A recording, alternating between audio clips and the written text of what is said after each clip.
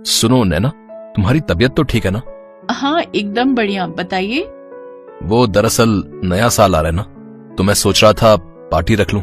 तुम बोलो, सबको बुला लूं क्या? हाँ हाँ क्यों नहीं। इतना कहकर आशीष अपना फोन वहीं छोड़कर बाहर चला गया। तभी उसका फोन देखकर नैना को याद आया, जब वो बेहोश हुई थी तब वो आशीष का फोन देख रही थी। उसने हिम्मत करके आशीष का फोन उठाया और फिर से वही फोटोज देखने लगी। तभी एक फोटो को देखते ही उसकी आंखें पीली पड़ने लगी। उस फोटो में आशीष अपने बॉस केसी के साथ खड़ा हुआ था और उस फोटो को देखते ही नैना की आंखें बंद हो गई और फिर उसने देखा, दुष्ट सपेरे, तू चाहे मेरी जान ही क्यों ना ले ले, पर मैं तुझे ये नागमणि हरगिज नहीं दूंगी।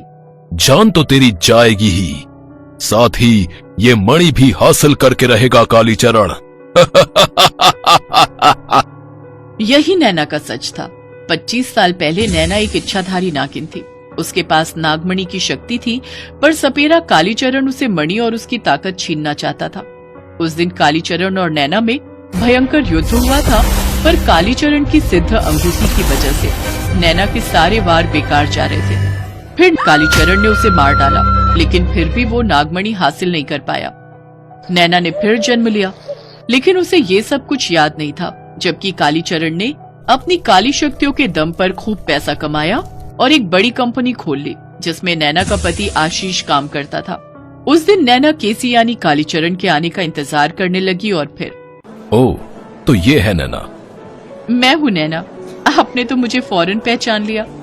हाँ भाई, ये आशीष सारा दिन तुम्हारी ही बातें करता रहता है, सो मैंने तुम्हें पहचान लिया। नया साल मुबारक हो नैना। जी आपको भी सर, हैप्पी न्यू ईयर। सभी लोग हॉल में बैठकर बातें करने लगे। तभी नैना ने देखा आज भी कालीचरण की उंगली में वही अंगूठी चमक रही थी।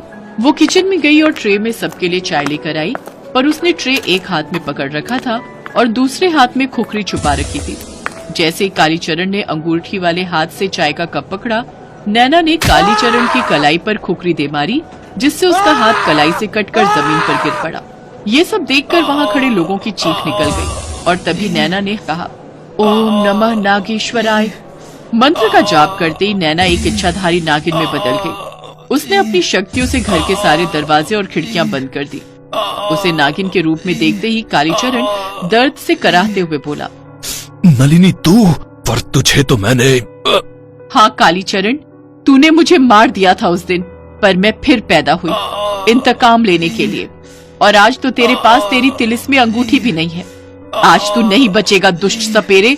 नैना के इतना कहते ही कालीचरण का भेष भी बदल गया और वो एक सपेरे में बदल गया। दोनों के बीच फिर लड़ाई शुरू हो गई। बाकी सारे लोग ये मंजर देखकर जहाँ जगह मिली वहीं छिप गए। तभी नैना ने आंखें बंद की और एक मंत्र का जाप किया। जब नैना ने आंखें खोली तो उसकी आंखें नीली हो गई थी। उसकी आंखों में नागमणि चमक रही थी। तभी उसकी आंखों से आग निकली और उस आग से कालीचरण जलकर राख हो गया और वो राख हमेशा के लिए हवा के साथ उड़ गई। दूसरी तरफ नैना भी बेहोश हो गई थी और फिर कुछ घंटों के बाद, मुझे माफ कर दीजिए, मैंने आपके नए साल का जश्न बर्बाद कर दिया। नहीं, ऐसा मत बोलो नैना, हमने सब सुन लिया था और तुमने तो एक दुष्ट को उसके किए की सजा दी है। नए साल पर मुझे मेरी नई नैना मिली है, नीली आंखों वाली नैना, जो पहले से भी ज्यादा खूबसूरत और हिम्मत वाली है।